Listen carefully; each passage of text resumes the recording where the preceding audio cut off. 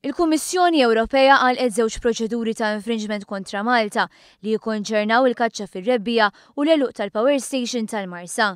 Id-deċiżjoni formali tieħdet fil-laqgħa tal-kulleġġ tal-Kummissarji tal-Erba' u se titħabbar il-ħamis. Il-Kummissjoni kienet fetħet proċeduri kontra l-Gvern Malti f'Lulju tal-2006 wara li derilha li Malta ma kienx qed tirrispetta l-kundizzjonijiet għal deroga minn direttiva dwar il-konservazzjoni ta' safar selvaġġi.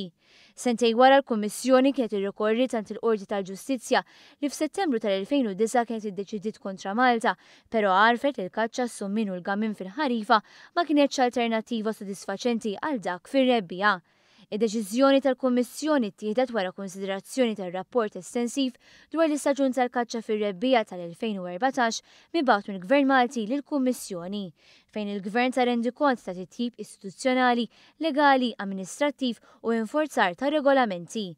Sorsi li pil-Ministeru tal-Affarijiet Ewropej u Implementazzjoni tal-Manifest qalu li l-eluq tal-infringement dwar il-kaċċa fir-rebbija huwa vindikazzjoni tal-politika tal-Gvern li fil-waqt li jinforza l-obbligi ta' Malta f'dan is-settur iħares dan il-passatemp tradizzjonali bla restrizzjoni żejda.